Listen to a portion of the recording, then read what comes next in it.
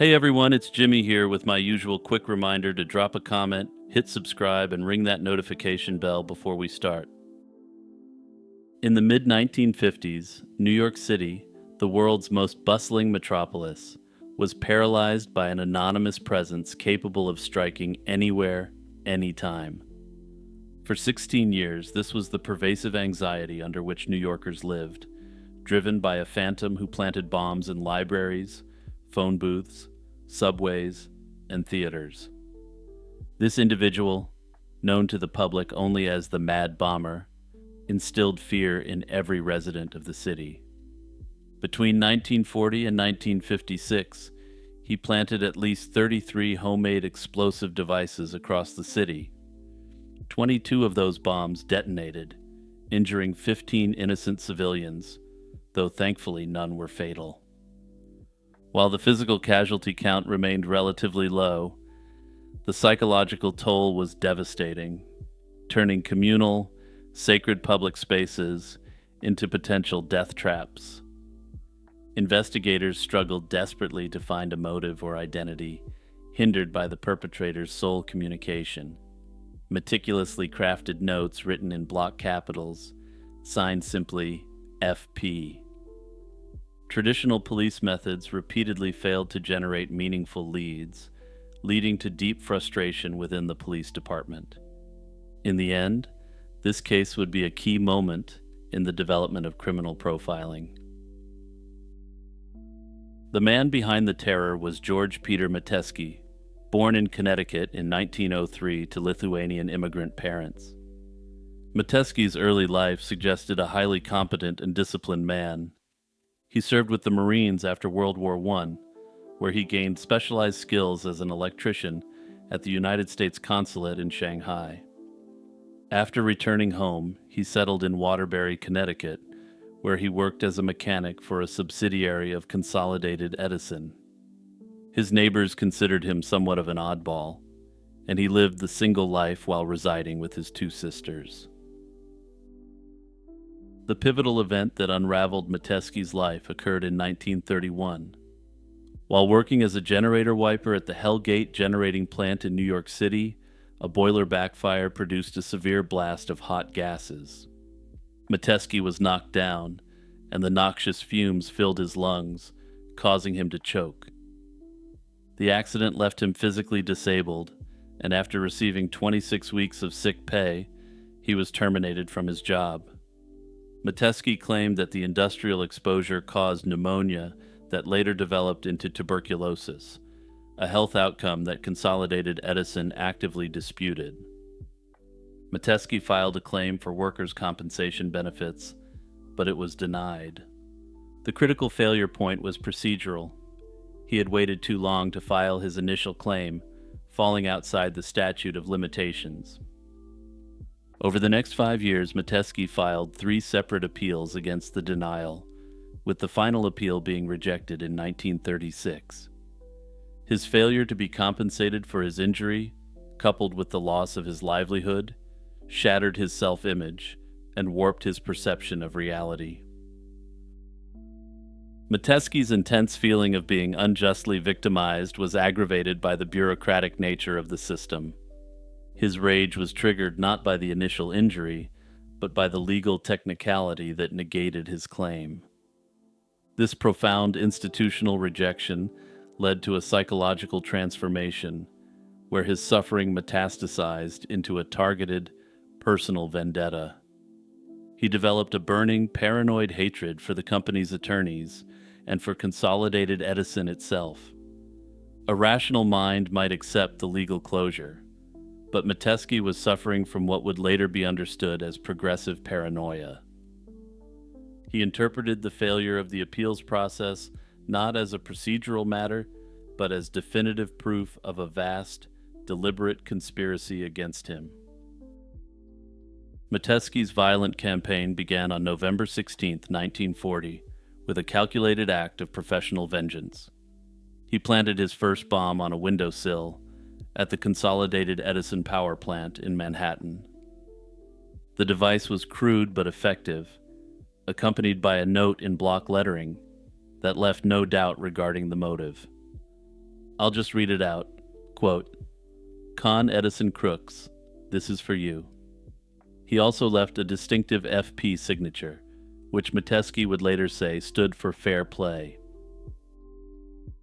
The chronological pattern of Metesky's attacks contained a crucial and unusual anomaly: the complete suspension of activities during World War II. Shortly after the United States entered the conflict in December 1941, the police received a letter stating that he would cease making bombs. He cited his patriotic feelings towards America and his desire not to in any way impede the war effort or cause any additional harm during that time. This began a 10-year hiatus where a man who was known as the Mad Bomber demonstrated an astonishing capacity for self-regulation. His deeply personal vendetta, though overwhelming, remained subordinate to his allegiance to the nation during wartime. When the attacks resumed in 1951, the targets broadened significantly, shifting from company property to locations designed to maximize media exposure and public terror. Metesky targeted high-traffic civilian gathering points, including Grand Central Terminal, the New York Public Library, the New York City Subway, and the Port Authority bus terminal. He also targeted movie theaters, a dark space that allowed him to easily deposit a bomb in a way that could cause maximum fear without actually inflicting any deaths. The calculated pacing of Metesky's destruction, 33 bombs spread across 16 years, revealed a strategy focused on sustaining public spectacle. The bombs were designed to injure, damage property, and create pervasive terror, yet deliberately avoided mass lethality. By late 1956, the Mad Bomber case had become a national embarrassment, having brick-walled the largest law enforcement agency in the country for 16 years. With every traditional lead exhausted, the bomb squad's commanding officer made a desperate, groundbreaking decision. He consulted psychiatrist Dr. James Brussel, an action that was considered highly unusual at the time. Brussel, the Assistant Commissioner of Mental Hygiene for New York State, was asked to review the crime scene photos, the physical evidence, and the correspondence. He was then asked to create an emotional composite image of the offender, rather than a physical one. This consultation represented a radical, unprecedented embrace of forensic psychology, fundamentally changing how complex criminal investigations would be handled thereafter. Brussel immersed himself in the case materials, quickly diagnosing the elusive bomber as a textbook paranoid schizophrenic consumed by a specific, lifelong vendetta. He reasoned that a bomber who targeted massive public symbols and communicated exclusively through the press sought validation and acknowledgement. He confirmed that the motive was attention, not simply destruction, and he also determined that the Mad Bomber likely had no desire to take lives. Based on psychoanalytic theory and behavioral extrapolation, Brussel constructed a remarkably detailed psychological and demographic portrait of the perpetrator. The profile predicted the suspect would be unmarried, foreign-born, or the son of immigrants, and a self-educated, highly skilled mechanic. Brussel predicted the bomber would be in his 50s, using the premise that paranoia often peaks around age 35 and taking into account his 1940 debut. Crucially, the profile stipulated that the bomber harbored a specific, irrational hatred for Consolidated Edison, and that he would live outside New York City, likely in Connecticut.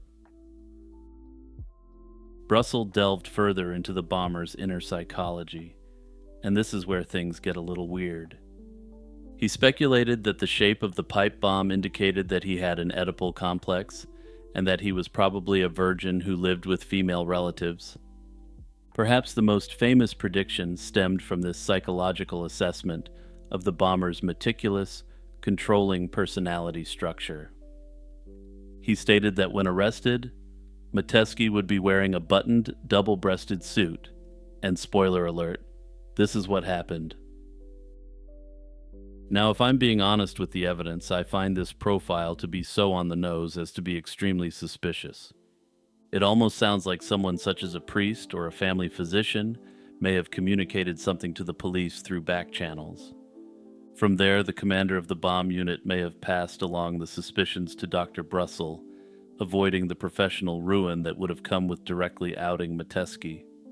The other option is that Dr. Brussel is, in essence, a wizard who was able to predict virtually everything about the mad bomber.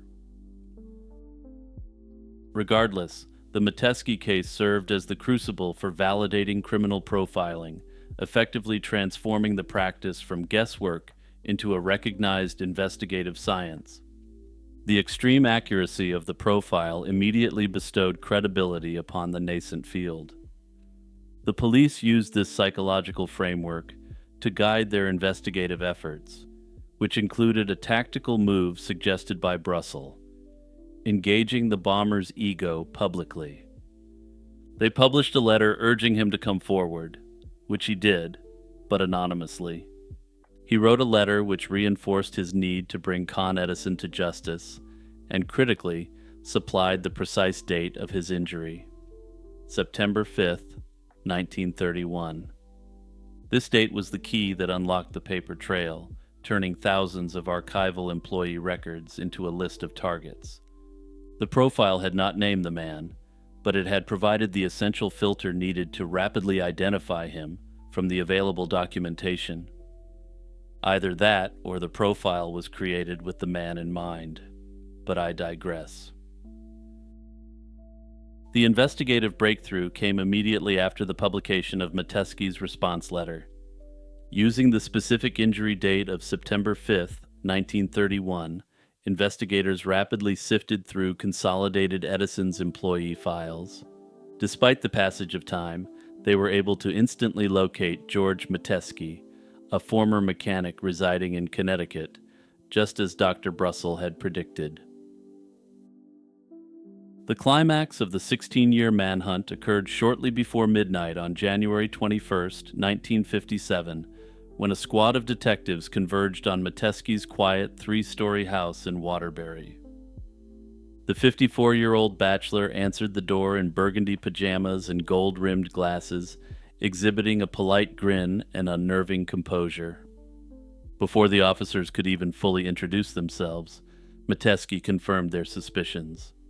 He stated, quote, "I think I know why you fellas are here. You think I'm the mad bomber."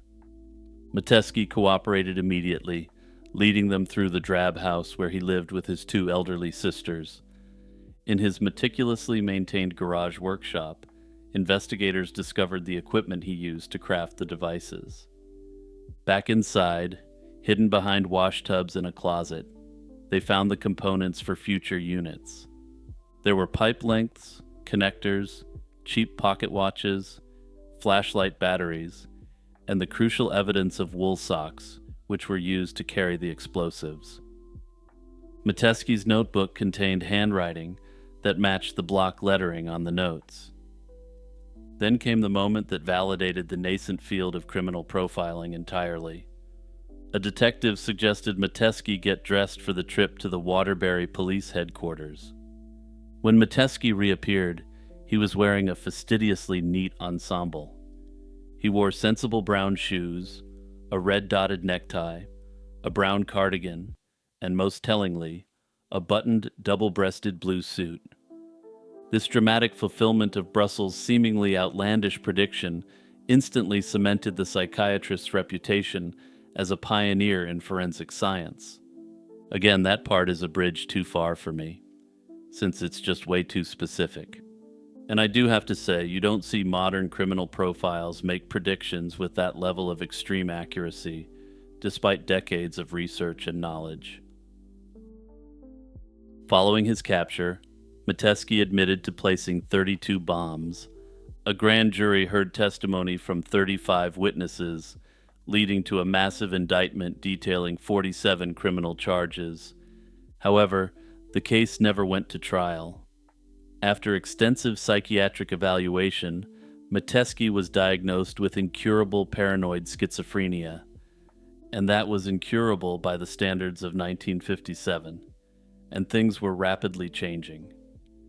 He was declared legally insane and incompetent to stand trial. In April 1957, Metesky was committed to the Mattawan State Hospital for the criminally insane. Ironically, getting caught almost certainly saved his life, as he had advanced tuberculosis.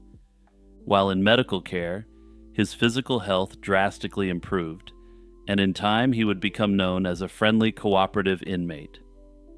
The staff and other prisoners took a genuine liking to him, and Dr. Brussel came to visit him occasionally to shore up his findings. The doctor came to the opinion that Metesky had legitimately not tried to kill anyone during his campaign, and that he always took precautions to minimize harm. Of course, that's cold comfort to anyone who got hit with a bomb blast, though it's quite clear he had the skill and ability to make far more lethal bombs. Notably, a newspaper even hired a lawyer for him to dispute his workers' compensation claim. The attorney argued that because Metesky was suffering under delusions at the time when the limitation period was running, he couldn't have been aware of his legal rights. Ultimately, this appeal was unsuccessful, as Metesky had no medical evidence from 1931 to 1936, indicating that he was rendered psychologically incapable during the material times. Metesky remained committed for 17 years.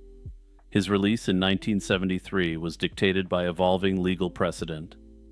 A Supreme Court ruling mandated that a mentally ill defendant couldn't be indefinitely confined unless a jury determined they were currently dangerous.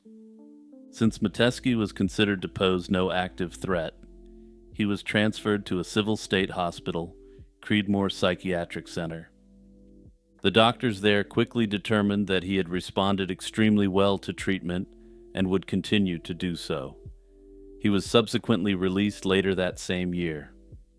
Upon his release, Metesky returned to his home in Waterbury, Connecticut.